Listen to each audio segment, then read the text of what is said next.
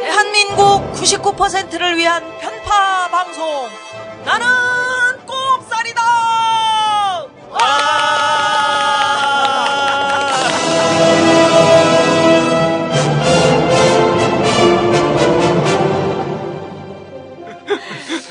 우린 요때만 즐거워. 예. 5분만 지나면 심각해진다. 그러니까 1992년 미국 대선을 뒤덮었던 구호.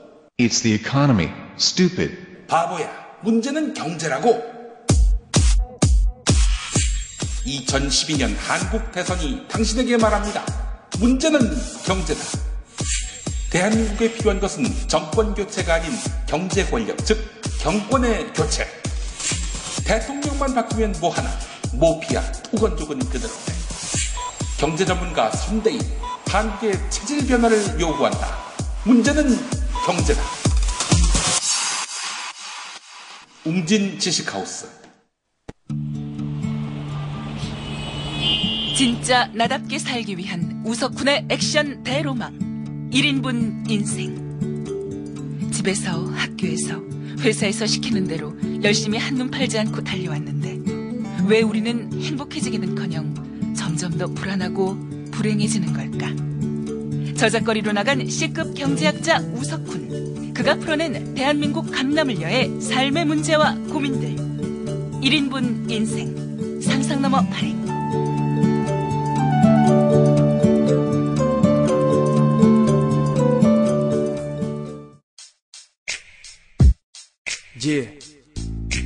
완벽하신 각하께 도덕적으로 완벽하신 각하를 위해서 밤잠까지 설쳐가며 용감한 내시 뭉쳐 정치에게 쫄지마 또 경제에게 속지마 세상이 밝아질 때까지 끊임없이 외친다 국민에겐 헛소리 다 들켜놓고 큰소리 낙곱살이 밝혀내는 권모술수 눈속임 사람값이 싸구려인 물질 만능 사회 빚더미에 파묻혀버린 희망은 어디에 당신이 골프장 룸살롱에서 미소 짓고 있을 때 우리 아들들은 몇 년 지난 중국살로 밥을 줘 세금으로 채택하는 MBC 성공화국 못 살겠다 못 참겠다 도대체 이게 뭐냐고 강자들이 약자들을 가지고 노는 게임 싸우고 부딪혀봐도 여전히 정해져 있는 손해 모두가 원하는 건 그저 작은 희망인데 이미 병든 나라는 우리를 씹어뱉어 Black Korea 지금은 위급함의 챕터 90%가 개털되는 미쳐버린 갬블 인생을 게임으로 바꾼 각하에게 외쳐 도덕적으로 완벽한 당신이 바로 챔피언 Black Korea 지금은 위급함의 챕터 90%가 개털되는 미쳐버린 갬블 인생을 게임으로 바꾼 각하에게 외쳐 도덕적으로 완벽한 당신이 바로 챔피언 yeah. 나는 꼽살이다. 아, 일이 많았어. 한 주 동안 해도요. 뭔 일이 이렇게 많이 드시는지 모르겠어요. 제가 제일 큰일이 있었던 게요. 뭐 왜 우석군? 저희 아내가 입원했다가 아이고. 퇴원하는 일이 벌어졌어요. 왜요? 임신 중인데 원래 알레르기성 비염이 있어요. 네. 근데 이제 임신 중에는 약을 못 쓰잖아요.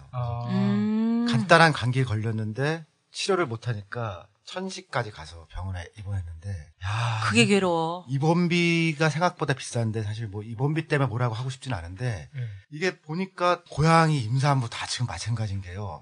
하루 병실이 14만 원이거든요. 근데 그걸 안 쓰면 입원을 못 하는 거예요.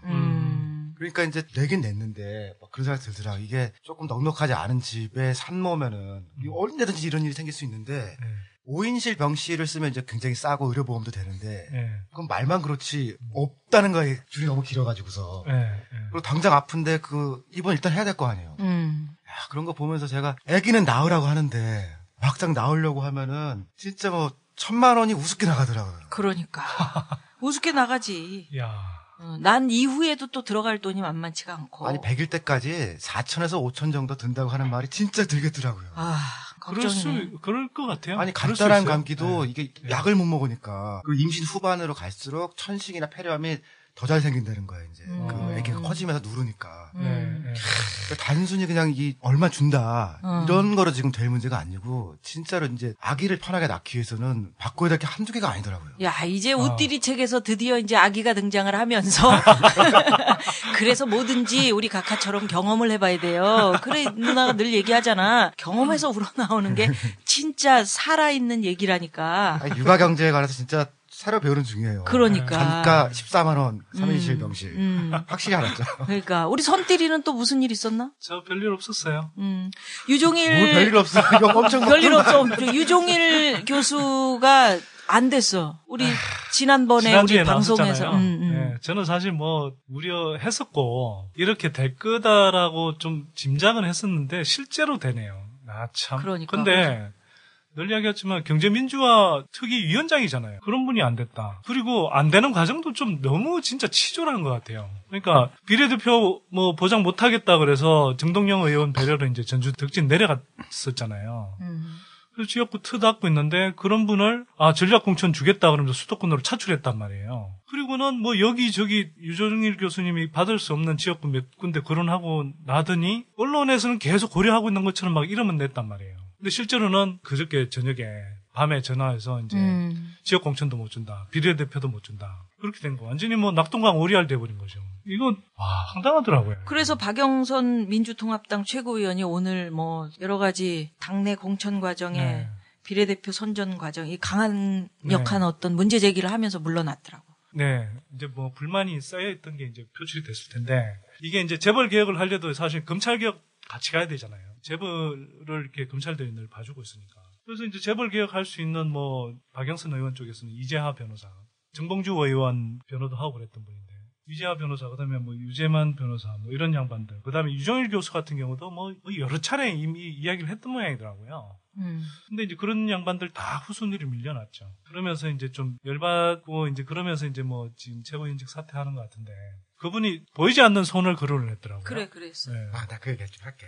우리 게스트로 오셨던 분 중에 홍종학 교수님하고 유종일 교수 두 분이 계시는데 홍종학 교수님은 됐고 유종일 교수님도 안 됐거든요. 그래서 물어봤어요. 저도 좀 이름을 밝힐 수 없는 어떤 실세한테 뭐 때문에 그러냐 그랬더니 홍종학 교수는 개인적으로 이해찬하고는 상당히 친하다 친분이 있다는 거예요. 그래서 그거 나와서 얘기할 수 있냐 그랬더니 그러지 마라. 근데 하여간 그 보이지 않는 손이 뭐냐. 그게 지금 정가와 경제 얘기하는 사람들이 오늘 하루 종일 떠들었던 얘기예요. 제가 취재를 좀 했죠. 그래서. 그래.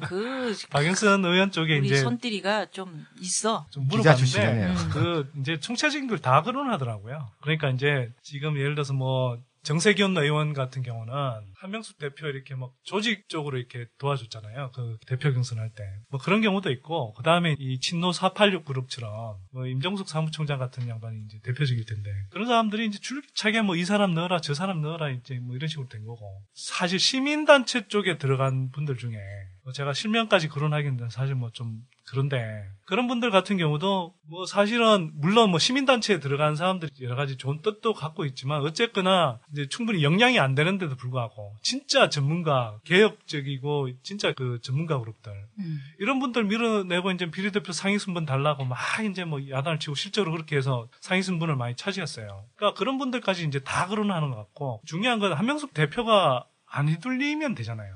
중심을 잡고.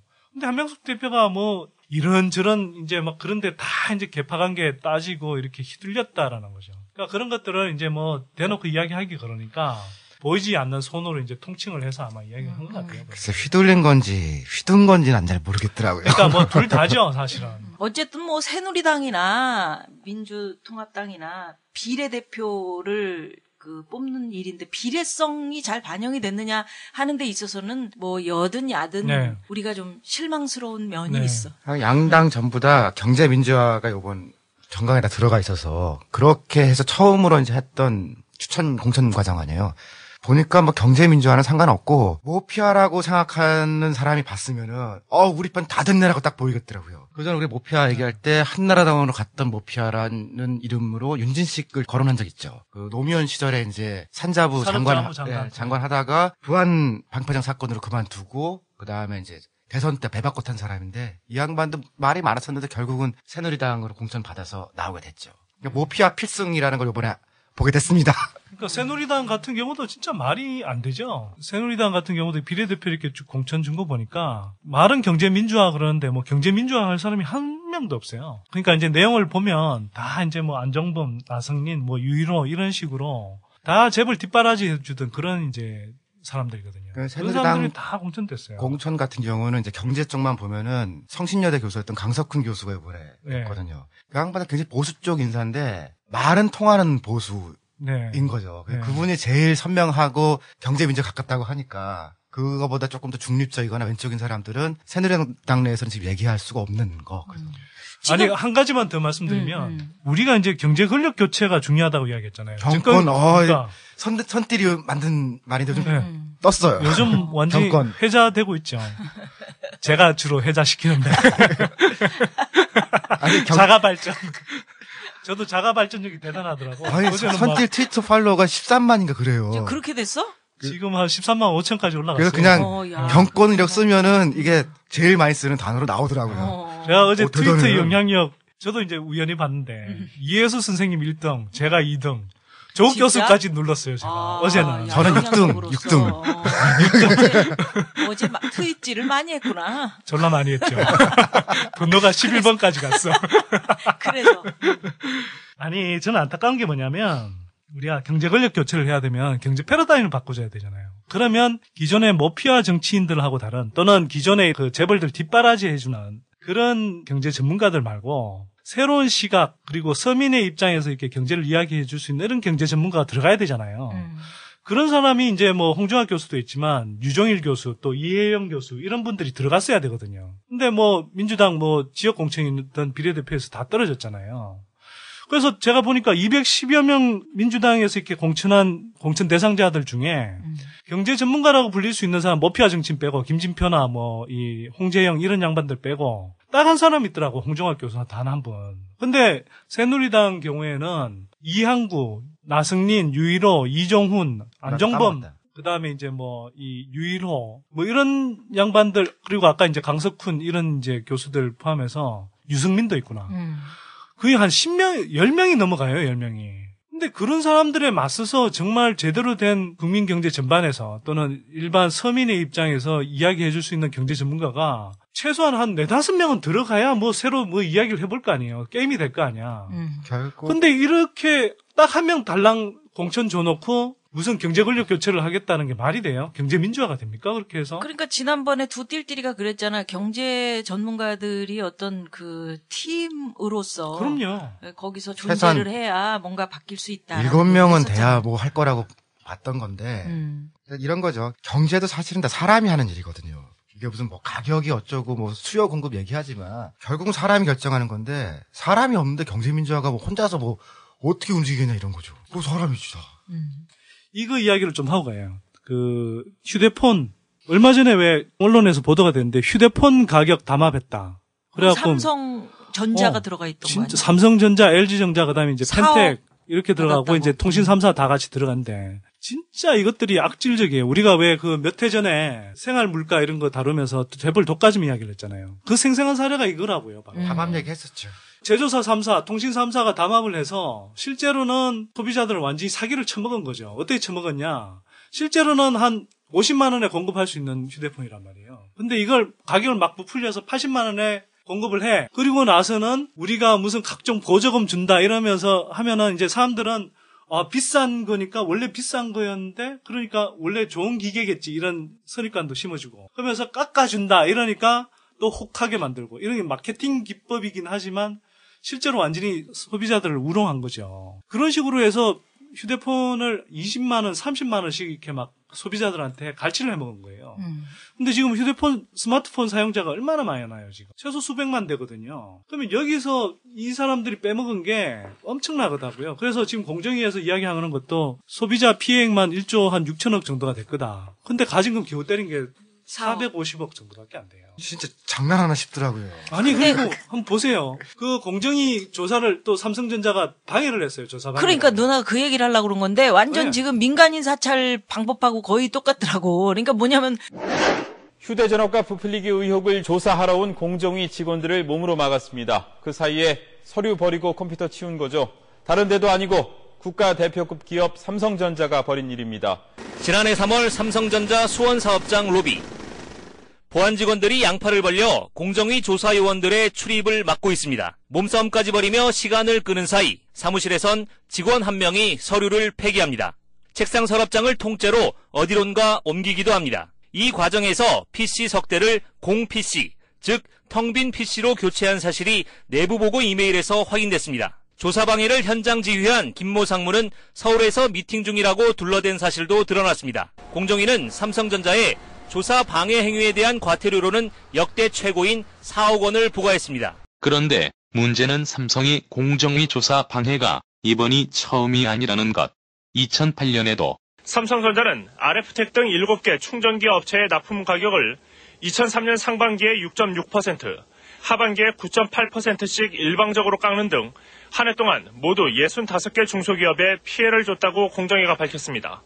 특히 이번 공정위 조사에서도 관련 서류를 빼돌리는 등 조직적으로 조사를 방해한 것으로 드러났습니다. 2007년 삼성 특검에서도 삼성증권이 검찰과 특검 수사를 앞둔 재작년 말 증권계좌 관련 자료를 수십만 개나 폐기한 사실이 드러났습니다. 지난 6월 금융위원회 회의 자료입니다. 삼성증권이 고객들의 계좌 개설 신청서를 부당 폐기했다고 적혀 있습니다. 2007년 11월과 12월에 무려 43만 개의 신청서를 폐기했다는 것입니다. 차명 계좌 여부를 확인할 수 있는 기초 자료가 수사 직전에 사라진 것입니다. 삼성특검이 밝힌 차명 계좌 수는 120개, 규모는 4조 5천억 원. 실제 차명 계좌 숫자는 이보다 훨씬 더 많았을 가능성도 있습니다. 2005년에도 공정거래위원회는 오늘 공정위의 조사를 방해한 삼성토탈의 임원과 직원 3명에 대해 각각 5천만 원과 4,500만 원씩의 과태료를 부과하기로 결정했습니다. 삼성토탈 측은 지난 19일 석유화학업체 간 가격 담합 협의로 조사를 받는 과정에서 공정위 조사관의 서류를 빼앗아 찢는 등 조사를 방해했습니다. 이런 삼성의 회장님이 2010년에 하신 말씀은 모든 국민이 정직했으면 좋겠다. 모든 국민이 정직했으면 좋겠다. 네. 거짓말 없는 세상이 해야 돼. 컴퓨터를 막 그 안에 있는 내용을 막 부셔갖고 막 없애듯이 없애고 바깥에서 막고 있는 사이에 막 자료 빼가지고 막 없애고 막 이런 과정들이 아 이거 어디서 많이 본 사례인데? 그래서 딱 보니까 민간인 사찰이 뭐 청와대의 비서관이 지금 총리실 사이에서 있었던 일하고 너무 비슷한 거야. 그것도 똑같고요. 그다음에 옛날에 이건희 회장 삼성 비자금 켜려고 삼성 특검이 사진에 몇십일 다 예고해놓고 이제 들이닥쳤을 때도 다 벽체 뜯어서 다 그렇게 했잖아요.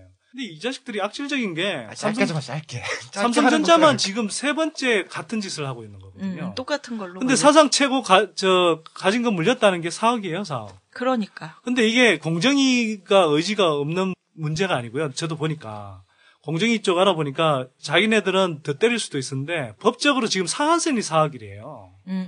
이게 뭐 몇 년 동안 소비자들 착취해서 1조 6천억씩 이렇게 막 삥 뜯어먹는데 겨우 담합 가진금이 450억이고 조사 방해해봐야 4억밖에 안 된다고. 그래서 손들이가 뭐 하겠다고 거기에 그래서 대해서. 지금 세금 명명당하고 법무법인 한 곳을 지금 이제 저희가 만났는데요. 불법 행위에 대한 손해배상, 집단 손해배상 소송 운동을 벌일 겁니다. 그래서 이거 이제 앞으로 대대적으로 추진할 텐데요. 저희 목표는 상당히 큽니다, 지금. 이렇게 해서 이게 단순히 요 한 건에 국한되는 게 아니고요. 이걸 계기로 해서 진짜 우리가 이 일반 소비자 입장에서 얼마나 재벌 독과점에 의한 피해를 입고 있는지를 생생히 보여주고 또 한편으로는 이렇게 해서 재벌들을 견제하면서 이렇게 건전한 경제 구조를 만들어가는 어떤 운동의 한 계기로 이제 삼으려고 그러는 거죠. 그래. 많이들 성원해 주십시오. 성원할 거야. 성원. 저도 짧게. 면세점 있죠. 면세점을 공공기관에서 하고 있는 게 있어요. 한국관광공사에서. 근데 이거를 지금 정부에서 공기업 선진화라는 이름으로 없애려고 하는 거예요. 그러면 이제 누가 좋아지냐면은 국내 면세업계 1위인 롯데 면세점과 신라 면세점이 좋아져요. 그런 점에서 이제 지금 하고 있는 지금 면세점을 없애야 되느냐 이런 질문이 하나 있고요. 또 한 가지는 관광공사에서 하는 면세점에서는 국산품을 많이 팔아요. 그 지역의 토속품 같은 걸 많이 파는데 신라나 롯데에서 하는 데는 거의 국내 상품이 없고 외국 상품 중심으로 돼 있거든요. 그럼 재벌한테 몰아주는 게 좋냐라는 질문 하나와 아니 그럼 외국에 비싼 걸 또 사서 국내 사람도 많이 사는데 국내 물건은 더 늘지 않는 거잖아요. 그게 맞냐라는 그런 질문이 좀 왜 있어요. 없애려고 그러지? 내가 보기엔 롯데랑 뭐 이런 데 잘 해주려고요. 지금 신라 면세점에서 그 공주님이 하시는 거죠, 그거. 루이비통 매장 뭐 이런 거 다 뭐 재벌과 딸들이 하는 거죠. 뭐. 네, 그거 좀 이렇게 더 키워주려다 보니까 관광공사는 그런 이제 앞으로 국내 공항에서 하지 마라. 이것도 진짜 뭐 좀 따져볼 문제가 일이다. 모든 면세점이 돈을 버는 건 아니에요. 그러니까 지방공항이랑 여수 엑스포 같은 데들 있잖아요. 그런데 면세점이 재벌은 돈이 안 된다면 안 들어온다는 거예요. 근데 거기에 지역에 있는 회사들이나 조그만 중소기업들은 조금 하는데 관광공사가 그래도 그 면세점을 해주면은 뭐 귤도 팔아주고 뭐 약도 팔아주고 뭐 그렇게 하는데 공적인 건데 그것도 지금 치워버리려고 한다는 거거든요. 그래서 없애려고 하는 공항이 4개예요. 공항에 지금, 면세 관광공사가 하는 그렇구나. 목포를 지금 폐점을 했죠 벌써. 그다음에 속초를 폐점을 했고 무안 폐점했고 청주 폐점했고 나머지 것들도 이런 식으로 다 없애려고 하고 그럼 이제 이런 것들도 돈 벌리는 데는 신라랑 롯데랑 들어오고 돈 안 벌리면은 면세점 없는 공항으로 가는 거예요. 아니 관광공사에서 하는 거 그 뭐 우리 한국 인형도 팔고 조금 예쁘더만 왜 그래? 그런 게 있어야지. 그런 식으로 지역 기업이 많아지면은 재벌한테 나쁘잖아요. 대한민국인데 한국적인 걸 거기 살릴 수 있는 게 뭐가 있어? 공항 가보면. 아니, 이게 공기업 선진화라고 하는데 뭐가 선진화인지 전혀 모르겠어요. 아니 하여튼 틈만 나면 하여튼 어떻게든 재벌들 몰아줄 궁리만 하고 있어요. 누나 이 얘기 안 하려고 그랬는데 분위기가 너무 지금 너무 심각해져가지고. 누나가. 큰일 났네. 요새 칭찬을 받고 있습니다. 뭘로 칭찬받냐면. 누님 맨날 칭찬받죠. 아니야. 우리는 맨날 칭찬하는데. 아름다우세요. 국회의원 안 한다고 그랬더니 막 칭찬해주더라, 사람들이. 왜 그러나? 비례대표 참, 제의까지 받았다며. 이런 대단한 누나입니다. 에? 부럽습니다. 하여튼 저는 비례대표들 조직이면 하고. 누님 나갔으면 누님도 조질 거야? 아니, 근데 저는. 조질 사람은 조져야 돼. 저는 새누리당 쪽에서 약간 얘기가 있었어요, 비례대표. 진짜? 약간. 내가 하겠냐. 약간. 이상한 데서 오라 그래가지고. 우리나라에 무슨 당 그러는 당이 엄청나게 많더라고. 세금혁명당도 있고. 그러니까. 그래서 어찌됐건 다들 나라가 잘 되기를 바라면서 하시는 일이니까, 우리는 칭찬할 건 칭찬하고, 조질 건 조집니다. 우리 선띠리의 이게 전문 용어입니다. 조지자. 자, 오늘 그래서 우리가 얘기할 주제는 뉴타운. 새마을. 용띠리가 예전에 그런 얘기 했잖아. 낡은 사고방식에 사로잡혀 있는 사람일수록 새 이런 거 참 좋아한다. 뉴라이트, 새누리당. 사실 후진국 사고방식을 갖고 있는 사람들이 맨날 선진화 이런 이야기죠. 뉴타운이란 게 이게 뭐가 새로운 거야? 오래된 주택 밀고 새 아파트 잔뜩 짓는 재개발이랑 이게 똑같은 거잖아. 쉽게 말씀드리면 이제 재개발이라는 진짜 쉽게 한번 해봐요. 그러니까 재개발이라는 건 이제 사업 구역이 이제 좁아요. 그러니까 이걸 이제 엄청나게 광역으로 묶어서 종합 개발을 하겠다는 거거든. 재개발을 군데 해놓으면은 이렇게 어느 쪽은 아직도 이제 이 낡은 데인데 어느 쪽은 새 아파트들을 쓰고 있으니까 이렇게 종합적인 도시 계획이 안 된다 이런 취지였는데 핑계는 그렇고요. 실제로는 그냥 강남 집값 올렸으니까 배 아프지 강북 집값도 올려줄게. 그러면서 추진한 거예요. 사람들이 처음에는 이게 이제 로또다 대박이다 그래서 기대에 참 부풀었었잖아. 지금은 완전 애물단지가 됐지만. 빚덩이죠 뭐. 아마 박원순 서울시장에게도 가장 머리 아픈 게 지금 뉴타운 아닐까 그런 생각을 하는데. 자, 오늘 이제 이렇게 왜 뉴타운이라는 게 애물단지가 돼 버렸는지 그 얘기하고 이 문제 어떻게 풀어갈지 한 발 더 나가서 앞으로 개발, 뉴타운 재건축 이 문제 어떻게 접근해야 할지 이런 걸 좀 얘기를 좀 해보고 싶은데 뉴타운이라는 건 지금 어디에 있는 건지. 누님 근데 우리 소개 아직 안 해요? 소개 또 까먹었는데. 니들 각자가 해야 되는 거요. 소개 시간을 잊지 않죠. 얘기를 하면서 저는 붓딜인데요. 이렇게 생각해요. 이렇게. 저 선딜인데요. 이렇게 할 거예요. 어떻게. 1인분 인생 저자 우석훈 붓딜입니다. 좋았어. 야, 여기서라도 선전해야 책이 팔려요. 둘이 형님, 진짜. 이거 형님 책을 봤는데.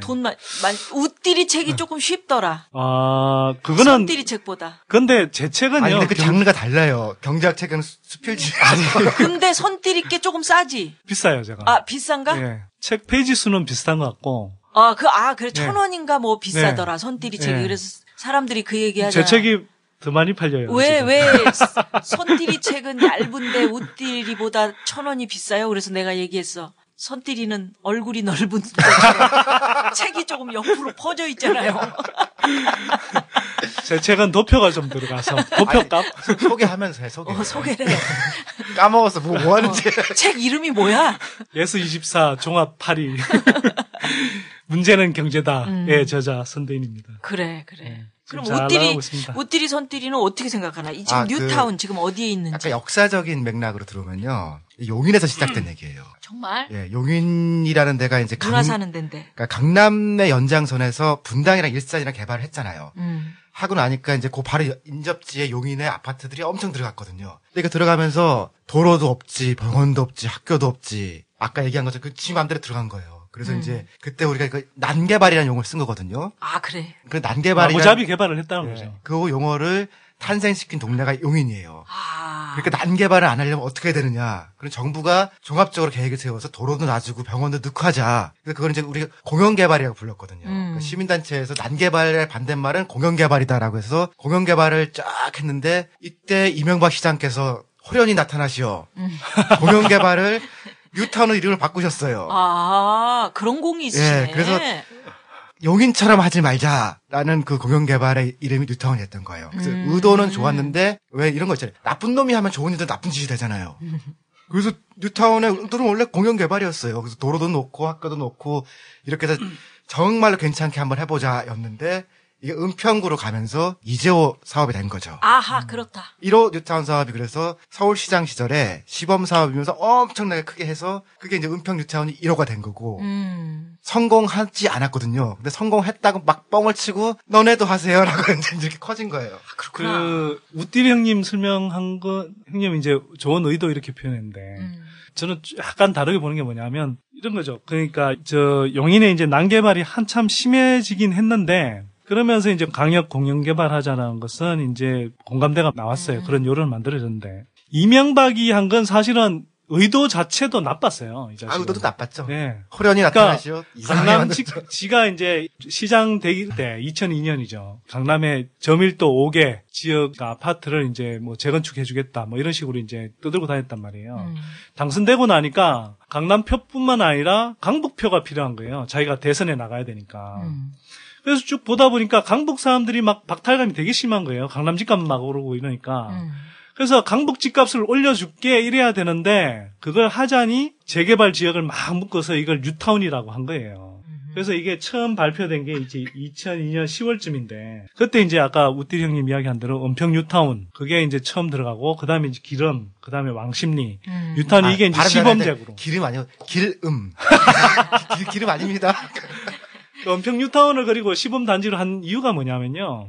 거기는 기존 아파트가 없었어요. 그린벨트를 풀어서 했거든. 그러니까 그냥 돈만 쳐바르면 빨리 할 수 있었던 거예요. 지금 어떻게 돌아가고 있지? 뉴타운이라는 게 딱 한 문장으로 좀 정리를 해준다면? 개판대슈. 어떻게 돼?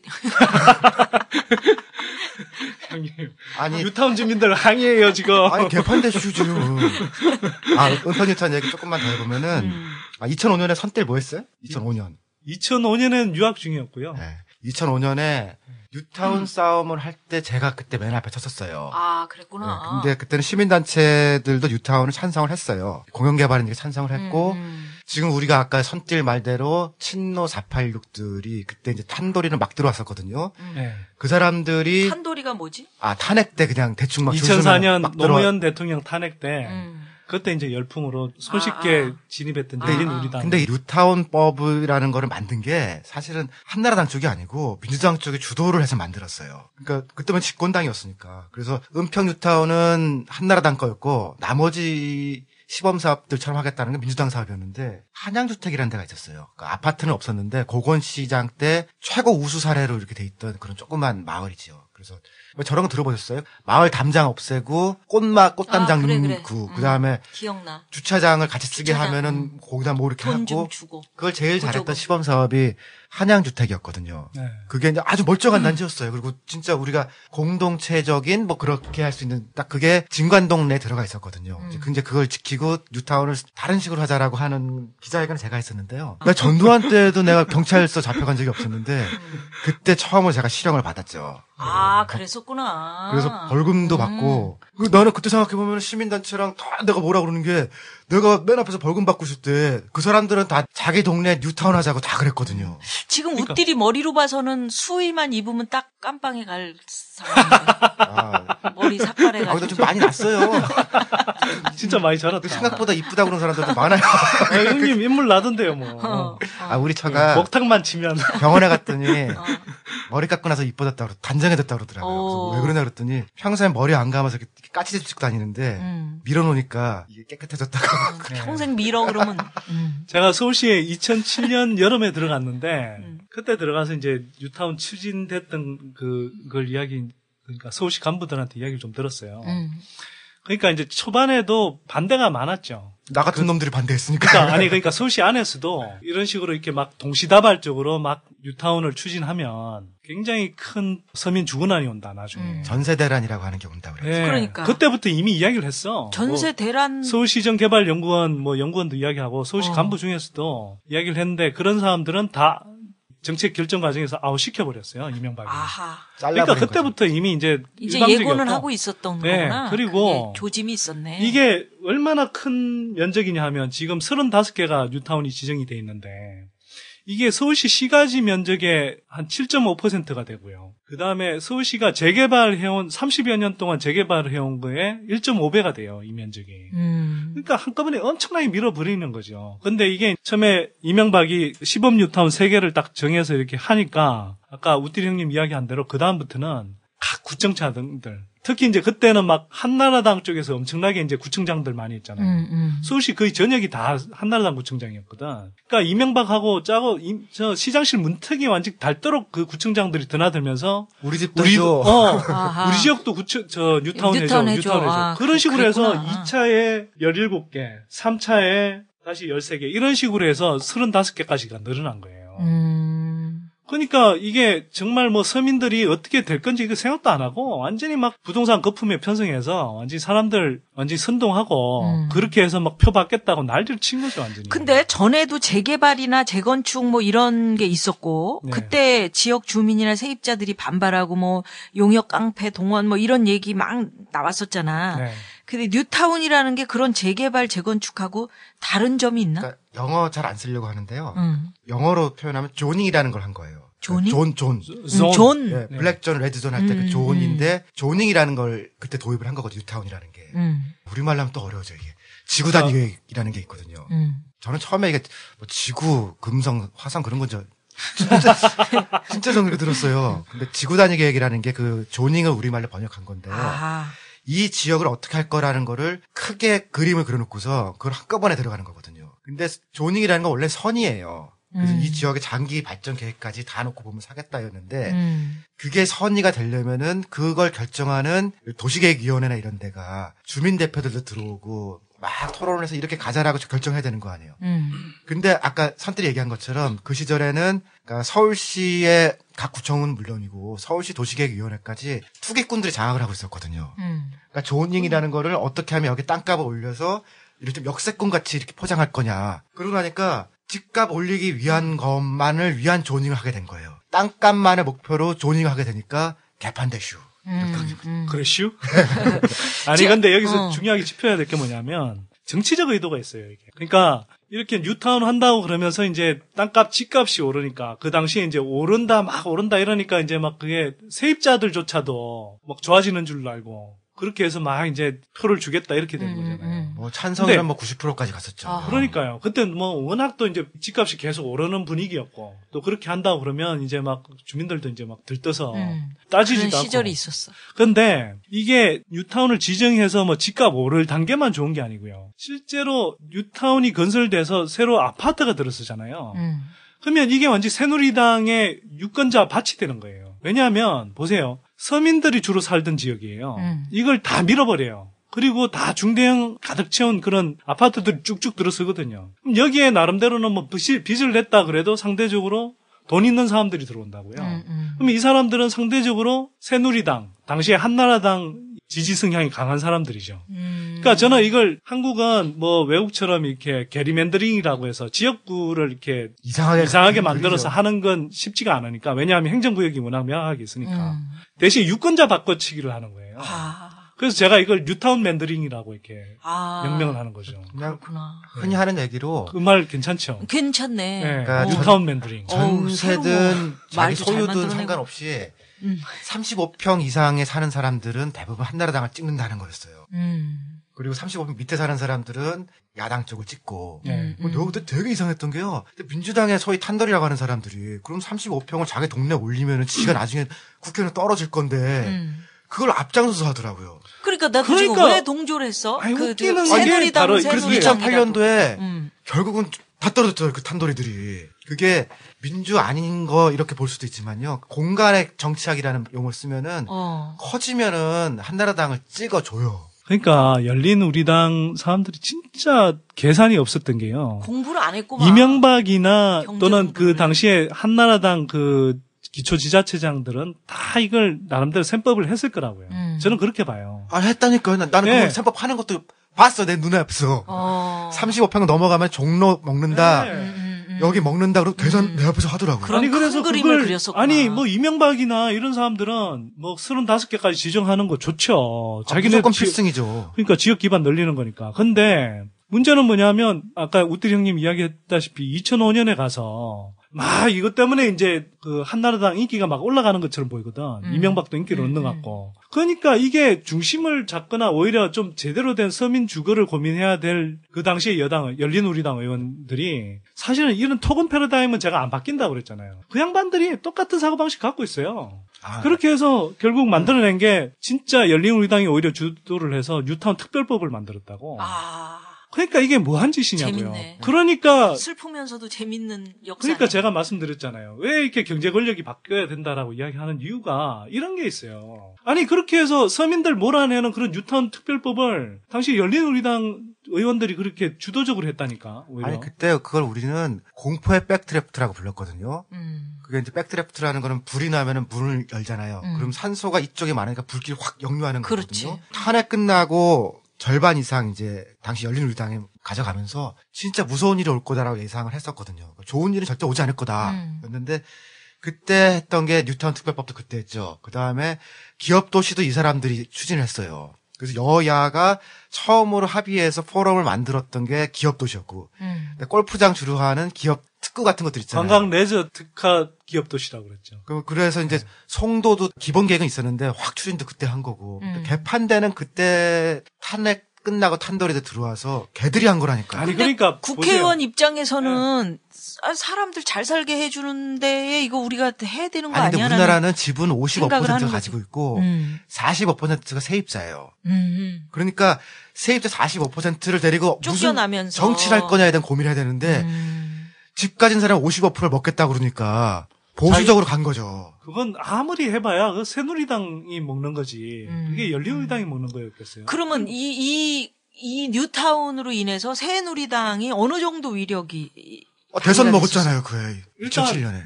이명박이 대선 먹은 게 대표적인 거고요. 이명박이 사실은 뭐 공식적으로 말만 안 했죠. 온갖 뭐 부동산 규제 푼다 뭐 이런 식으로 공약 내서 그러니까 사실은 집값 올려주겠다고 해서 당선된 거잖아요. 그리고 뉴타운을 하는 걸로 봐서 이미 집값 올려줄 것 같다라는 생각을 사람들이 다 했고 그 위력이고 그 다음에 2008년 총선 이거 진짜 조금 구체적으로 짚어야 되는데. 그래서 지금도 집값을 떨어뜨리지 않기 위해서 안간힘을 쓰고 뭐 은행에서 이자율 누르고 막 이런 상황이구나. 그러니까 2004년이 이제 탄돌이라고 하면 2008년에 총선 키워드는 타운돌이잖아요. 뉴타운돌이들. 그러니까 뉴타운 공약 막 내세워 갖고 이렇게 당선된 한나라당 의원들 그런 양반들 많았었지. 진짜. 많았죠. 지금 이제 우리가 읊어보면 예를 들어서 홍준표가 대표적이고 그다음에 서대문 갑의 이성헌, 정두원, 그다음에 뭐 김용태, 정태근, 구상찬, 정몽준도 있어요. 정몽준. 박진 의원도 있고 진수희 의원도 있고 뭐 다 있죠. 있네. 안영환 의원도 있고 하여튼 이번에 공천 받은 양반들 중심으로 추미애 의원도 있고. 그러니까 이런 양반들은 장관근. 지금 사실 뉴타운 사기 공약을 한 거에 대해서 책임을 지고 사실 뭐 공천이 처음부터 걸러졌어야 되고 진짜 새누리당이 제대로 한다고 그랬으면. 근데 뭐 그럴 가능성이 제로인 정당이죠. 제가 볼 때는.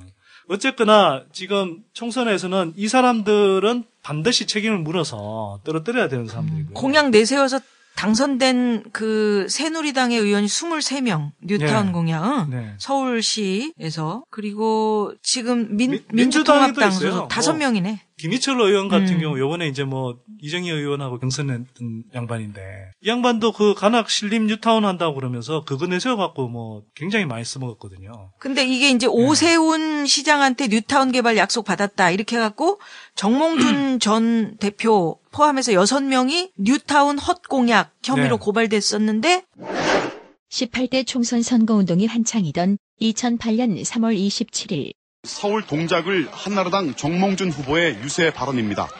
동작구에 뉴타운을 짓겠다며 오세훈 서울시장과도 이미 얘기가 됐다는 취지의 언급을 합니다. 울산에서 오자마자 10일 전에 오세훈 시장을 만나서 사실은 이런 얘기 다 하고 오세훈 시장께서도 흔쾌히 동의했습니다. 걱정하지 마십시오. 이렇게 뉴타운 바람으로 한나라당이 총선에서 서울 지역을 싹쓸이하고 난 일주일 뒤 오세훈 서울시장은 1, 2, 3차 뉴타운 사업이 가시화되기 전까지는 뉴타운을 추가 지정하지 않겠다는 입장을 분명히 했습니다. 특히나 요즘에 강북의 부동산 값이 조금씩 들썩이고 있습니다. 네. 이런 시점에서는 서울시는 절대 뉴타운 추가 지정을 고려하지 않겠다는 점, 이 점은 분명히 하겠습니다. 네.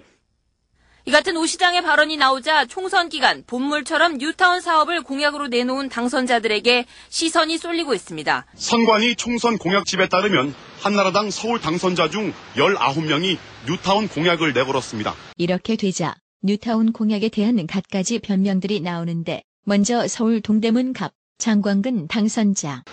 오세훈 시장 임기 내 뉴타운 사업 추진을 신중하게 하겠다 이런 내용이기 때문에 저희는 그 제기동 청량리 뉴타운 사업에 대해서는 강력히 추진할 예정입니다. 이런 비슷한 입장을 밝힌 쪽은 유정현, 정태근, 김선동 당선자 등입니다. 반면 자신이 한 공약이 당장 하겠다고 한 게 아닌 만큼 문제될 게 없다는 당선자도 있습니다. 서울 도봉 갑 신지호 당선자. 언제가 될지 모르지만 4차 뉴타운 사업을 실시하게 되면 저희 창동을 최우선적으로 지정되도록 하겠다는 거였기 때문에 어제 오세훈 시장이 당분간 추가 지정 없다라고 한 발언과 결코 모순되거나 충돌하지 않습니다. 이런 변명도 안 통하자 오세훈 시장 탓을 하는데 한나라당 정몽준 최고위원은 오늘 최고위원 회의에서 뉴타운 개발은 집값을 안정시키는 효율적인 방법이라고 주장했습니다. 안 한다고 하게 했다면 그것이 직무유기지 한다고 하는 것은 관건 선거가 아니다. 저는 이렇게 생각을 합니다. 홍준표 의원은 부동산 시장이 안정될 때까지 뉴타운 추가 지정은 없다고 말한 오세훈 서울시장을 직접 겨냥해 서울시의 정책이 오락가락하고 있고 접근법도 잘못됐다고 비판했습니다. 결국 법정까지 간 뉴타운 거짓 공약 논란.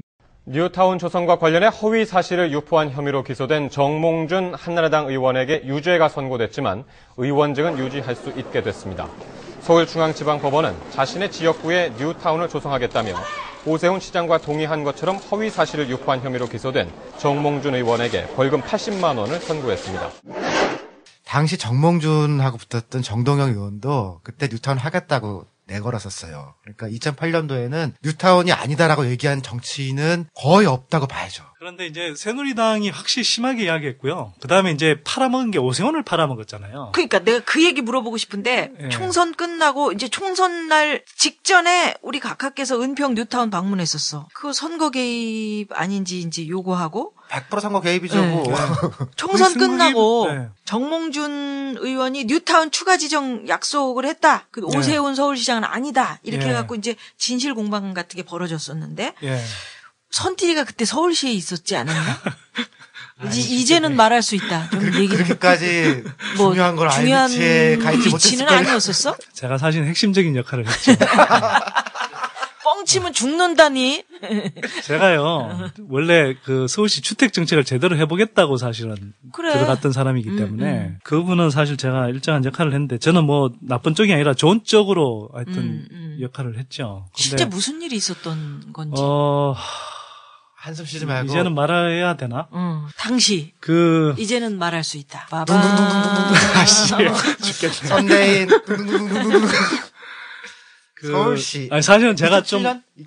2006년? 네, 얽힌 사람들이 있기 때문에 사실은 제가 제 개인이라면 HBC 이렇게 하면 되지. 제 개인이면 상관이 없는데 어쨌거나 한때나 한솥밥을 먹었던 사람들이기 때문에 제가 좀 제때 말을 하지 못한 부분들이 사실 있어요. 그러니까 줄여서 요만 이야기하면 정몽준 의원과 이런 거죠. 오세훈은 왔을 때 이제 이런 거 아니겠어요? 한나라당 후보자들이 와서 우리 지역 이런 거 해야 되는데 면담 잡았다 하고 이미 이제 이야기하고 오잖아요. 그렇지. 시장하고 면담 잡아서 이런 이야기 할 거다. 그러면 또 오면은 이제 시장은 어쨌든 한나라당 소속이니까 뭐라 구체적으로 이렇게 딱 거절은 못 하는 거죠. 그럼에도 불구하고 이제 그냥 그러냐고 이렇게 설명 듣는 척하고 사진도 한번 찍어주고 그거 다 이제 선거 홍보물에 쓴 거 아니에요. 그러니까 사실 오세훈이 책임이 있죠. 일정하게. 그리고 안 만나줬었어야 됐나? 그리고 이제 예를 들어서 고개를 끄덕끄덕 하거나 이제 예를 들면 설명을 알았다 식으로 이야기하면 이러면 이게 그거 의원들은 밖에 가서 이거 오세훈이 하기로 해줬다 이런 식으로 이제 팔아먹는 거고 서로 어찌 보면 서로 약간의 양해하에 이제 짜고 치는 고스톱을 한 측면도 분명히 있는 거고요. 그 다음에 이런 이야기까지 해야 되는지 모르겠는데 이건 사실은 중요한 이야기인데 그때 검찰 조사를 앞두고 조사받았던 6명 있잖아요. 그게 6인방인가요? 네, 이 사람들하고 보좌관을 시켜서 사전에 말을 맞췄어요. 입맞추기를 했죠. 그러니까 검찰 조사받기 전에. 검찰도 안 것 같아요. 왜냐하면 예를 들어서 신지호 의원한테 팩스를 보내야 되는데 그걸 잘못해서 검찰 쪽에 보낸 거예요. 배달 사고까지. 근데 검찰이 그걸 문제를 삼지 않은 거지. 서울시에서. 그러니까 검찰이 문제를 삼지 않은. 서울시에서 팩스를 보냈는데. 그걸 이제 같이 일하던 양반이 이제 그 일을 했는데 뭐냐 하면 이게 민감한 사안이니까 저도 사실은 몰랐을 거예요. 몰랐는데 이 일을 이제 오세훈이 가장 신임하는 그 측근이 있죠. 그 측근한테 이제 몰래 시켜서 했단 말이에요. 그러다가 이제 제가 우연히 이제 그 팩스 보내는 걸 본 거죠. 그래서 이게 뭐냐 이랬더니 두루뭉실하게 그때 이야기를 한 거죠. 그래서 사실 제가 어찌 보면 그 양반 때문에 또 사실은 제가 또 너무 우연히 알게 된 거기 때문에 이야기를 하기가 조금 힘들었는데 정리해보면은 그때 6명이 검찰에 나가기 전에 미리 말을 맞췄다. 제가 보기에는 검찰도 그거 알고 있었는데 봐줬다. 제가 확실히 입을 맞춘 2명은 알고요. 강순규하고 신지호 이 2명은 알고 다른 사람들도 같은 방식으로 일정하게 보좌관이 가서 입을 맞췄을 거예요. 그리고 2명은 한 것 같고 4명은 추정. 네. 그리고 실제로 총선 끝나고 나서 이렇게 된 상황이다 보니까 오세훈은 이제 뉴타운 추가 지정을 안 한다고 그랬거든요. 근데 사실 추가 지정 안 하게 하는데 제가 사실 획획한 공을 세웠죠. 그건 들어서 알고 있는 얘기. 제가 그때 진짜 안팎에 그냥 보좌진들하고도 싸우고 제가 기조를 사실 거의 다 잡았어요. 뉴타운 추가 지정 절대 안 된다. 지금 안 그래도 그때 총선 전에 뉴타운 바람 불고 그래서 강북 집값 막 뛰고 그랬었거든요. 여기서 추가 지정한다는 이야기 나오면 진짜 부동산 강풍이 불어서 추가로 엄청 부동산 투기 붐이 일 것 같더라고. 그래서 제가 그거 나름대로는 진짜 사력을 대해서 이렇게 막았다고 저는 자부하고요. 잘했어요. 서울시에서 정말 내가 자랑스러워하는 일 중에 진짜 하나라고 저는 생각하고 솔직히.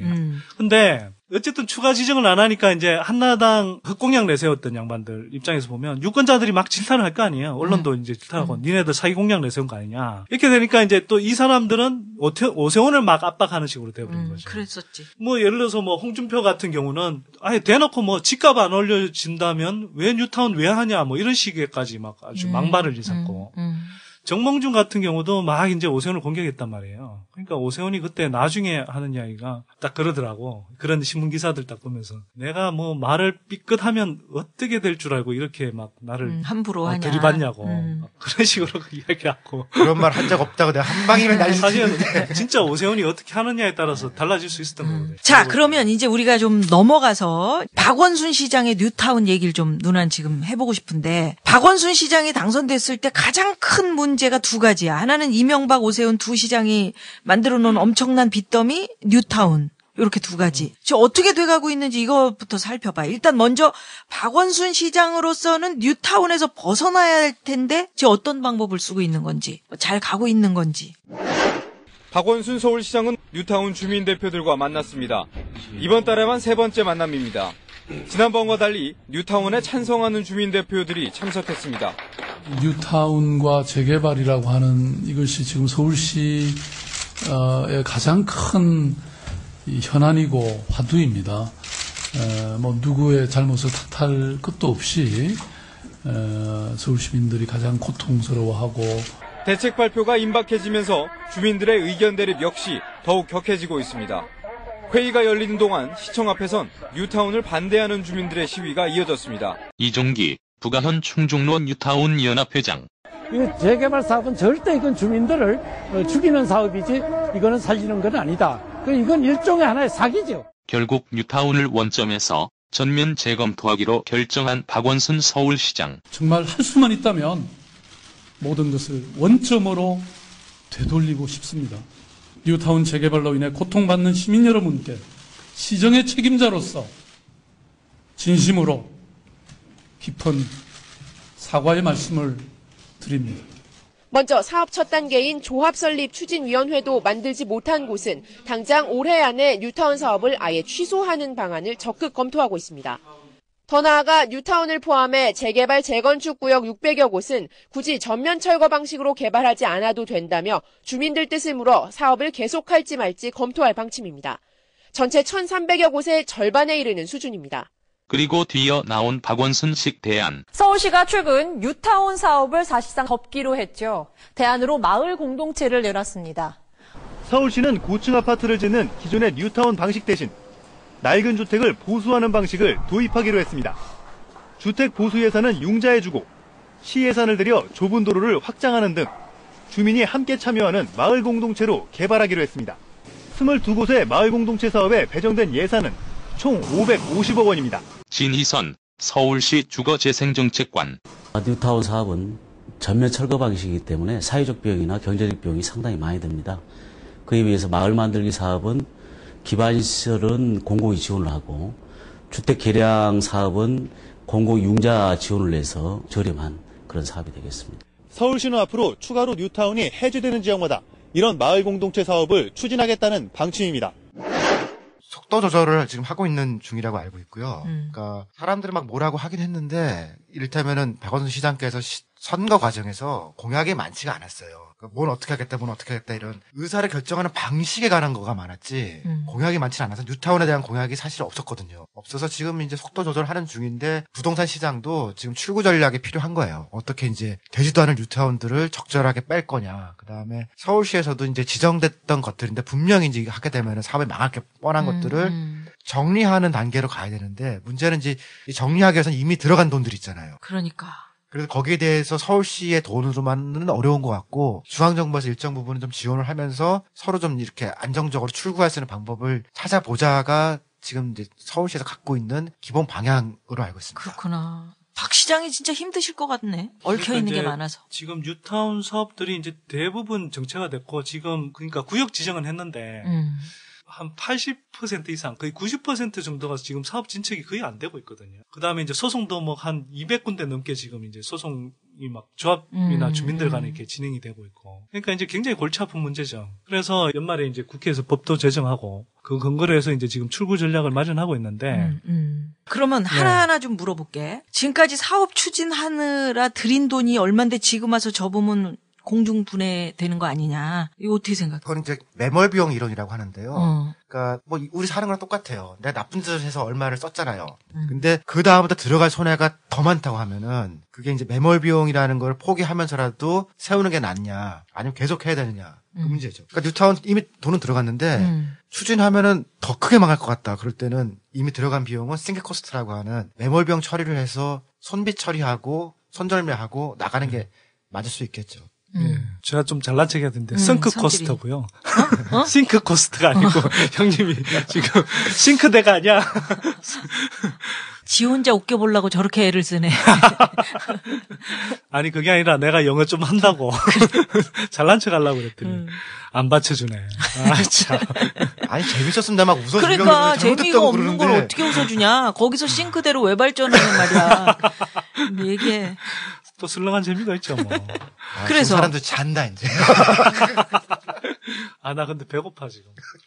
누나도 배고파. 빨리 얘기해. 점심을 제대로 안 빨리 먹었더니. 하자. 나 빨리 끝내야 돼. 밥 먹고 왔어. 나 좀 이따 사인회도 가야 되고. 무슨 이야기 하려고 그랬지? 싱크대 얘기하다가.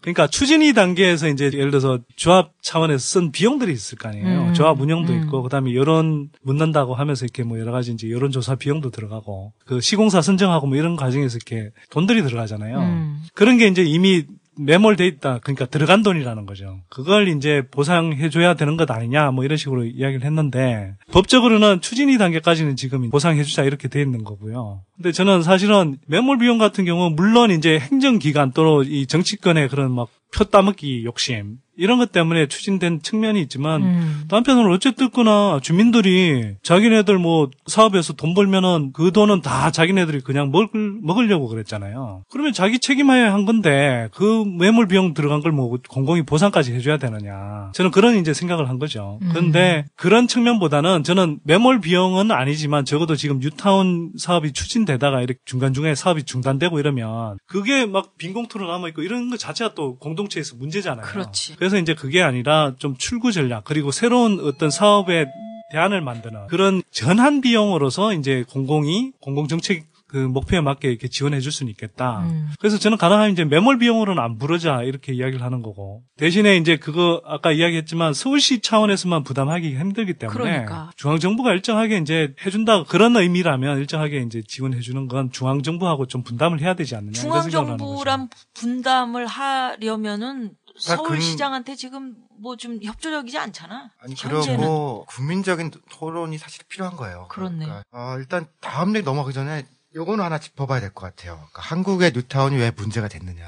그럼 뉴타운은 다른 나라도 하거든요. 일본도 하고 거기도 격렬한 반대가 있지만 뉴타운이 끝나고 나면은 괜찮게 된 데도 있고 실패한 데도 있어요. 근데 이명박 시절 했던 뉴타운이 갖고 있는 가장 큰 약점은요, 속도에 있어요. 영국의 경우에 뉴타운 하면 보통 30년 걸리거든요. 그러니까 일본의 동경에서 했던 뉴타운도 한 30년을 잡는 게요, 공사가 30년이 걸려서가 아니고 한꺼번에 공사에 들어가면 그 사람들이 다 몰켜 나오면서 주택 문제가 생기고, 그 다음에 공동체를 만들면서 할 수가 없잖아요. 그러니까 한쪽에 짓고 그동안에 이 사람들 옆에 살고 돌면서 이렇게 크게 5개, 6개의 사업구역 나눠가지고서 30년간 돌리거든요. 그런 점에서 순환개발이라는 방식을 쓰는데, 이명박 시절의 뉴타운이라는 거는 이 모든 것을 5년 내에 끝내겠다 했거든요. 5년 내에 끝내면 아무리 계획을 잘 세워도 반드시 문제가 생기게 돼 있어요.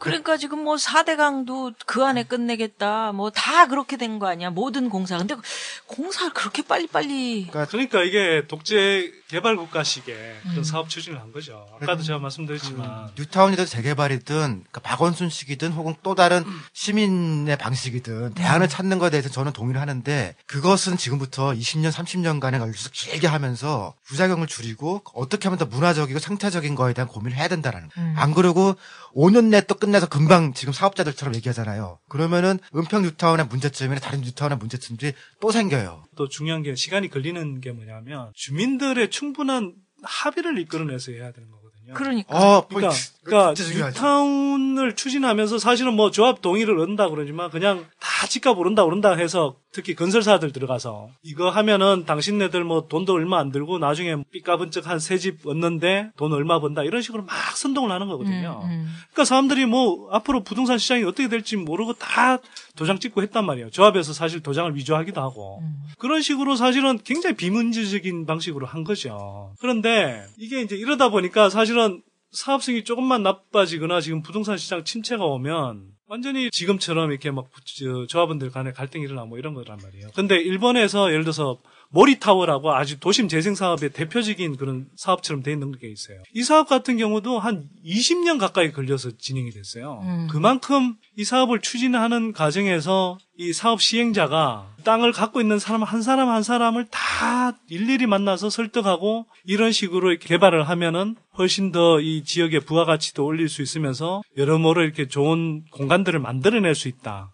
그런 설득들을 하고 또 지주들로부터 이렇게 동의도 얻고 의견도 반영하고 그런 식으로 해서 시간은 많이 걸리지만 그렇게 왕성이 됐을 때 정말 도쿄 도심부를 완전히 새롭게 바꾸는 그런 공간을 만들어낸 거거든요. 그러니까 지금 법을 바꿔야 되는 거는 근본적으로 법체계에 문제가 있는데요. 개인이 알아서 하는 거라면은 지금 방식으로 해도 돼요. 근데 뉴타운은 기본적으로 공영개발이거든요. 그러니까 시에, 서울시나 각 시에 이제 도시계획위원회가 있고 그 시장의 뜻을 받아서 이렇게 토론하는 건데 우리 모두는 그러니까 성인이면은 시장에 대한 투표권이 있잖아요. 그러니까 그 투표권 위에서 시장의 권한을 갖고 그 시장의 공영 개발을 하는 건데 막상 사업에 들어가잖아요. 그럼 시민이 하는 게 아니고 땅 주인, 그러니까 지주와 집주인만 하게 돼 있어요. 동의를 거기 사는 사람들이 다 받아야 될 거 아니에요. 그러니까 세입자들도 시장에 대한 투표권이 있는데 뉴타운에 이거 할 거냐 말거냐 동의를 받을 때 세입자의 동의를 안 받아요. 근데 이게 개인 사업이면 상관없는데 공영개발이고 정부 지원이 들어가는데 투표권이 있는 사람들의 권한을 무시하는 게 뉴타운의 근본적인 문제거든요. 그러니까 하겠으면은 세입자한테도 동의를 받아와야 할 수 있게 법을 바꾸면은 지금 같은 개판은 안 되죠. 자, 그러면 누나는 지금 당사자들에 대한 얘기를 좀 해보고 싶은데 이 시점에서 네. 지금은 이제 우리는 주변에 있는 사람들로서 뉴타운을 바라보는 시선이고 그 안에 있는 그러니까 뉴타운 안에 들어가 있는 직접적인 사람들, 그러니까 뉴타운이든 재건축이든 이게 취소가 되거나 평수가 줄거나 반발이 장난이 아니에요. 그럴 거 아니야. 내 재산인데. 네. 그러니까 개포동 같은 그런 문제에 대해서 신문에 나오는 말을 보면은 우리는 정말 20, 30년씩 살았고 자식들 오면 좀 편하게 지낼 수 있는 집 좀 갖자는데 왜 사유재산을 침해하냐. 근본적으로 넓은 집은 돈 내고 사는 거죠. 돈을 내고 사면 되잖아요. 근데 지금 재건축이라는 거는 요 형태로는요. 거의 한국에만 지금 특수하게 지금 있는 거거든요. 집값이 계속 올라갔고 일반 분양으로 돈을 또 채워주잖아요. 넓은 공간은 돈 내고 사는 게 맞죠. 이 사람들이 이렇게 재건축, 재개발, 뉴타운 될 줄 알고 더 얹어서 집을 사는 거? 막 이런 거 한 사람들이 있어. 그건 그러니까 원주민들이 지금 갖고 있는 불만에 대해서는 원칙적으로는 돈 내고 사는 게 맞지만 뭐 형평성 등 해서 이제 좀 생각해볼 여지가 있는데 나중에 들어온 사람들은 그 사람도 투기한 거잖아요. 투기는 투기지. 네, 투기꾼까지 우리가 봐주면서 그리고 사유재산이 아닌 게요.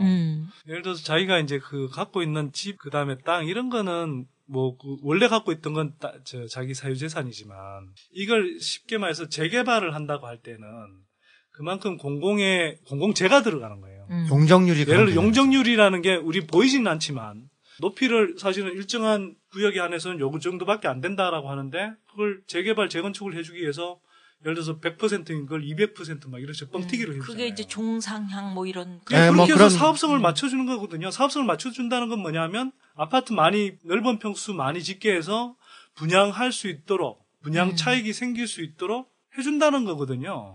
그럼 그게 사실 공공재를 이용해서 건설업자들 예, 이익이 발생하는데 그걸 사실 한수하기 위해서 이제 재개발 뭐 분담금 이런 것들 제도적으로 도입한 거잖아요. 근데 그걸 뭐 사실 뭐 많이 부과하는 것도 아니죠, 지금 보면. 근데 이걸 자기 사유재산이라고 이야기하는 건 그건 착각이에요. 이게 한국이 원래는 재개발도요 그렇게 하는 게 아니라 실제로는 재건축이 대표적이지만 자기 집은 자기가 사실 넓혀서 수리하고 자기 돈 들여서 하는 거죠. 뉴타운 안에 들어가 있는 사람들 실질적인 사람들은 이거 뭐 그럼 땡이야? 그냥 땡이냐고. 제일 편한 거는요. 지구 지정을 해체하고 아무 일도 없던 것처럼 하고 넓은 평수는 돈 주고 사야 되는 거예요가 땡이냐고. 이 사람들에 대한 어떤 대책 아니 그러니까 그거는 이런 거죠. 거꾸로 한번 생각해 보자는 거죠. 그러면 그 사람들이 예를 들어서 뉴타운 제대로 사업이 진행돼서 막 분양 잘 되고 돈 벌었으면 그 돈을 자기가 토해냈을 거냐고요. 토해내진 않지. 그건 내 재산이지. 내 재산이라고 생각하는 거 아니에요. 오르면. 그러면 당연히 사업이 진행이 안 되고 그렇게 해서 자기가 예를 들어서 거기 뭐 투자한 돈이 있다거나 그렇게 하면 그럼 자기 책임은 자기가 져야죠. 돈을 벌면 자기가 갖고 가고 손실이 발생하면 다른 국민들 세금으로 특히 무주택 서민들 세금까지 그러니까 걷어갖고 지원해달라는 건 사실은 말이 안 되잖아요. 그래서 지금 말이야 박원순 효과라는 말이 나와요. 박원순 때문에 집값이 계속 떨어진다 이렇게 얘기를 하고 있거든. 그거 어떻게 봐? 박원순이 아니었으면 바닥을 쳤을까? 아니요. 박원순 효과는 아직 시작도 안 한 게요. 제가 생각해본 그 가격은 이를테면은 주상복합 같은 경우에는 6분의 1까지 떨어지는 데들이 있을 거예요. 주상복합 아닌 조금 오래된 아파트들 있잖아요. 10년씩 20년 된데. 그러니까 이렇게 보시면 돼요. 창문이 다 열리는 아파트. 그런 데는 대충 한 반 정도 떨어질 거고 창문이 30cm밖에 안 열리는 아파트들 있잖아요. 그건 한 6분의 1까지 갈 확률이 높아요. 그중에 이제 어떤 거는 진짜 슬럼처럼 돼서 가격이 꽁이 될 수도 있고요. 그런 거에 비하면 지금 박원순 효과는 있다 하더라도 아직 시작도 안 했어요. 박원순 효과는 제가 볼 때 거의 없고요. 그러니까 저는 희생양이라고 생각해요. 기득권 언론들이 희생양 만들기. 뭐 조금 입장은 다른데 약간 동병상련을 느끼는 게 뭐냐면 누구랑? 박원순 시장님하고. 자기 동급이라고 생각하는 거지. 아니, 진짜 선띠라. 세다. 아니라 제가 부동산 시장에서 예를 들어서 뭐 폭락론자라고 이렇게 막 지켰었잖아요. 한때는 어떤 이야기가 나오냐면 선대인 때문에 선대인이 하도 집값 떨어진다 해서 집값 떨어진대.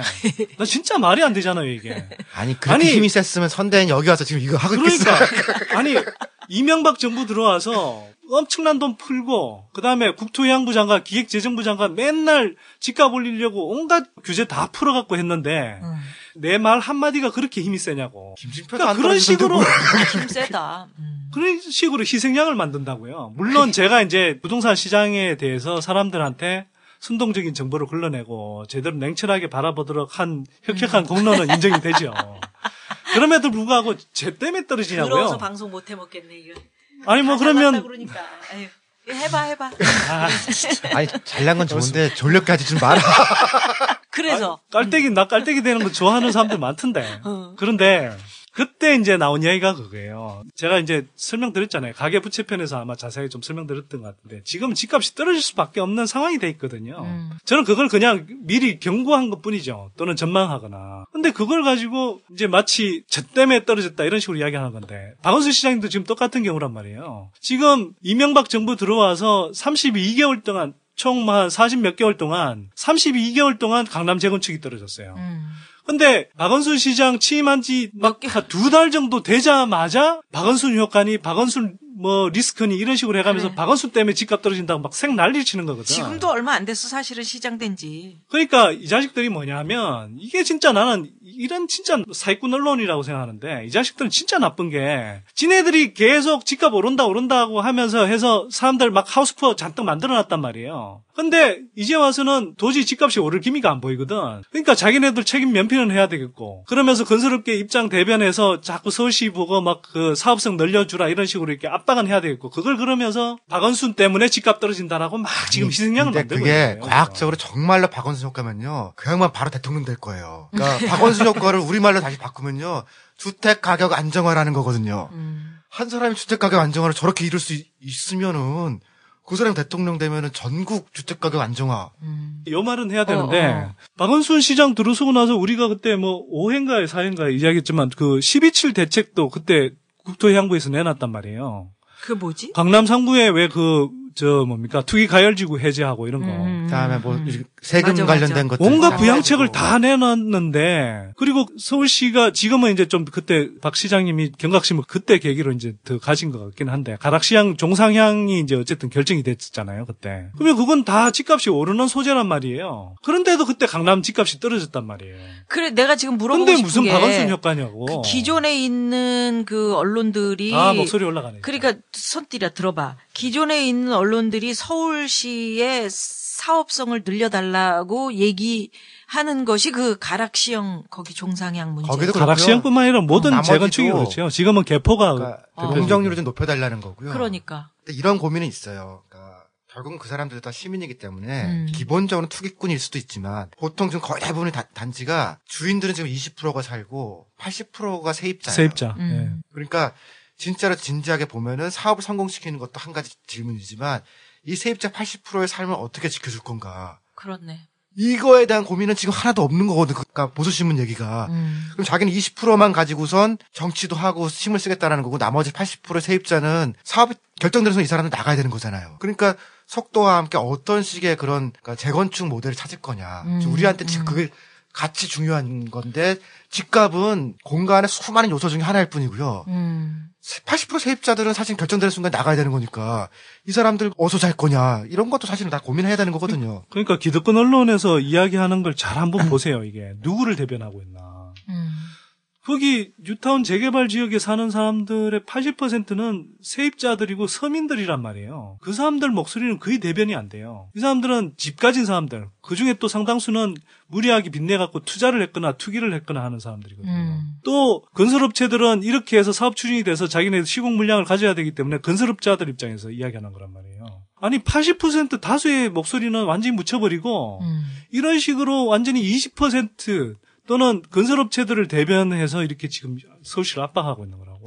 어찌됐건 이제 그 일은 벌어진 거야. 박원순 시장이 됐든 후임이든 아주 오랫동안 누나가 단도직입적으로 얘기하면 똥이에요, 똥. 이 똥을 치워야 돼. 똥바가지 썼다 그러죠. 아니, 하여튼 이 똥을 치워야 되는데 어떻게 해서 뉴타운에서 탈출해? 뉴타운 같은 경우는 사업을 시작 안 했기 때문에 사실은 그러니까 떠들기만 한 거고 행정비용밖에 없는 데가 대부분이거든요.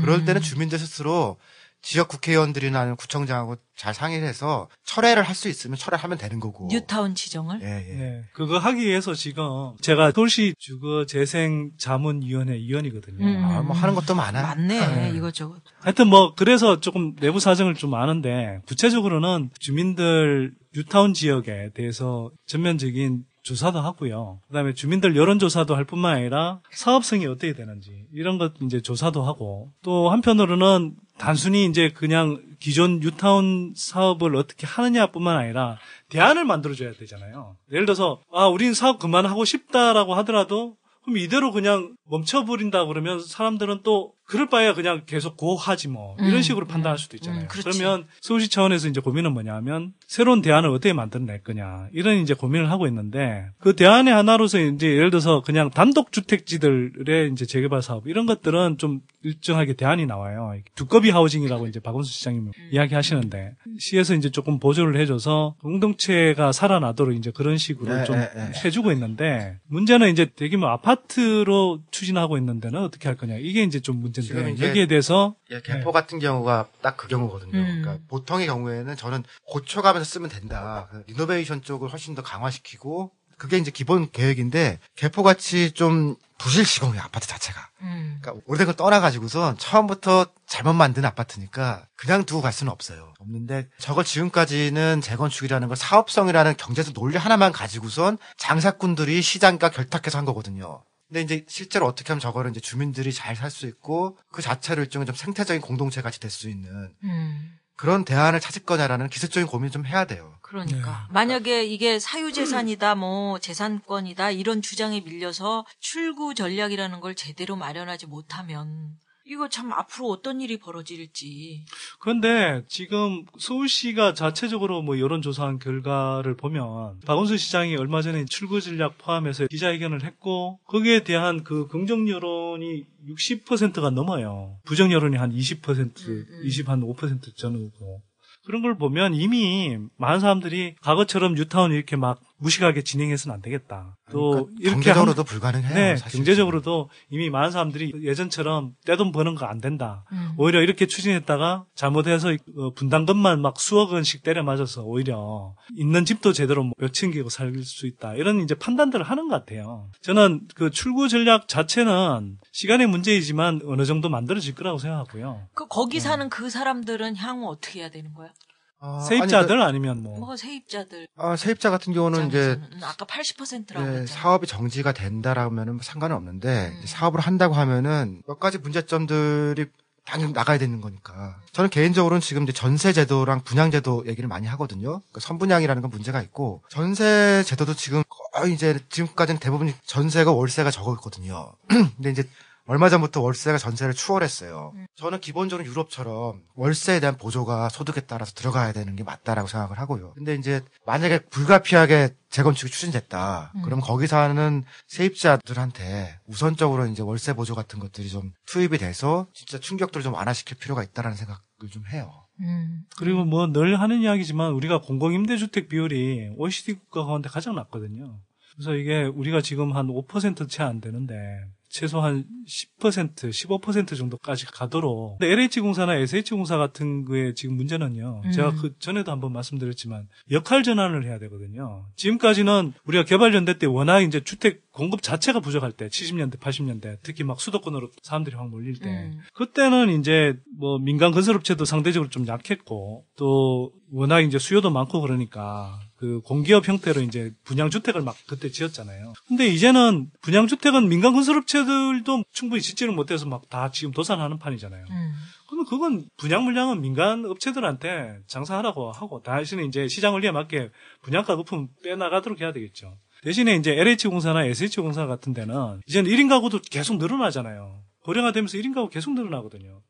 거기에 맞춰서 자꾸 이제 저소득 1인 가구들을 중심으로 해서 이렇게 공공임대 주택들을 늘려나가야 되거든요. 그러니까 남겨먹으려고 생각하지 말아라 그 근데 얘기하냐. 그걸 안 하고 이제 자꾸 분양주택을 지어대는 거죠. 공공임대주택 관련해서는 나중에 따로 다시 한번 이야기를 해야 되고요. 제가 하나 더 말씀드리고 싶은 건, 그러니까 이제는 뉴타운에서 예를 들어서 아파트를 짓는다 하더라도 공동체가 살아있게, 그러니까 도시의 마을이 살아있게 저는 해야 된다고 생각해요. 제가 이제 사실 서울시에 있을 때도 추진하려고 했는데 기존 틀을 넘지 못해서 제가 실현은 못했는데 뭐냐면 아파트 1층은 완전히 공공공간으로 만드는 거예요. 그러니까 제가 이제 미국에서 살 때 보니까 피바이 테라스라는 아파트에 살았거든요. 학교 아파트에 살았는데 거기 보면 1층은요. 예를 들어서 우리 반상회 할 수 있는 공간, 애들 플레이룸 그런 게 들어가 있어요. 차도 마시고. 그다음에 책 볼 수 있는데, 그다음에 실외 놀이터, 그다음에 애들 어린이집, 그다음에 조그만 도서관 이런 것들이 다 들어가 있어요. 그런 공간들이 있으면 말은 맞는 말인데 네. 지금 용적률 240% 갖고도 모자라다고 지금 떠올려달라고 그러니까 제가 말씀드린 건 뭐냐면 이제 공공이 탐욕스럽게 그 투기 바람 불러일으키지 말고요. 사실은 지금 집값 거품이 이렇게 서서히 빼나가면서 그런 용적률 예를 들어서 한 층 더 높여주면 되잖아요. 그 높여주는 만큼 사실 그런 공공 공간들을 만들어서 사람들이 자연스럽게 올리게 만들어주면 각종 사회적 비용이 진짜 빠지거든요. 생각 자체를 안 했던 거죠 지금까지는. 네. 그래서 고민을 이제 해보자. 그런 아파트 단지들조차도 공동체의 어떤 문화가 살아있을 수 있도록 그렇게 만들어줘야 돼요. 오늘 좋네. 그런 쪽으로 한번 고민을 좀 해보는 어떤 계기, 모티브를 이렇게 던진 거니까. 자, 마지막으로 누나가 오늘 얘기하고 싶은 거는 이렇게 끝내고 싶네. 서울시 의회 어떤 의원이 뉴타운에 대해서 이런 얘기를 했습니다. 뉴타운 사업은 하늘 위에 떠 있는 비행기와 같다. 관제실에서는 이것을 강제로 착륙시킬 방법이 딱히 있는 것도 아니다. 박원순 시장도 참 난감할 거다. 이렇게. 그러니까 뉴타운이란 비행기가 그렇게 하늘 위로 날아다니게 만든 동력이 뭘까 생각을 해보니까 결국에는 사람들이 가진 그 아까 우리가 얘기했던 일확천금을 노리는 어떤 욕망? 그런 게 아닐까. 그래서 오늘은 아까 조금 전에 우리 선띠리가 얘기했듯이 진짜로 집이라는 거는 우리가 그냥 사는 곳. 그렇죠. 더 이상 뭐 여기서 뭐 뻥튀기 해갖고 돈 늘리는 게 아니고 진짜 그냥 집이라는 거 그냥 먹고 자고 우리가 행복하게 살 수 있는 공간. 이렇게 좀 생각을 하면 어떨까? 이젠 좀 생각을 바꿔나가야 하는 거 아닌가. 그럼 선진국이 되는 거죠 우리가. 그러니까. 아니 그리고 이제 지금 부동산 시장 상황을 보면 그렇게 생각 안 할래야 그렇게 생각 안 할 수 없는 단계로 가고 있어요. 다만 이런 흐름을 빨리 읽고. 야, 좀 끝내자. 다만 무슨 다만이야. 그러니까 다만은 왜 붙이니? 누나 지금 마지막 하려고 그러는데 선띠리 때문에 지금 누나가 그냥 끝낼게. 자, 부동산 대박 환상 이제 꿈을 깨라 하는 의미에서 크게 한번 외쳐보자. 정치는 쫄지 마, 경제는 속지 마. 이제 속지 마세요. 이제는 무슨 집값 오른다 이거 속으면 안 돼. 자, 갑니다. 딱딱 좀 맞춰. 지난번에 딱딱 맞춰가지고 아주 기분 좋았어 누나. 그리고 특히 끝나면서 둘이 이렇게 갈라지는 거, 화음 딱 맞춰서 하는 거. 자, 정치는 쫄지 마, 경제는 속지 마.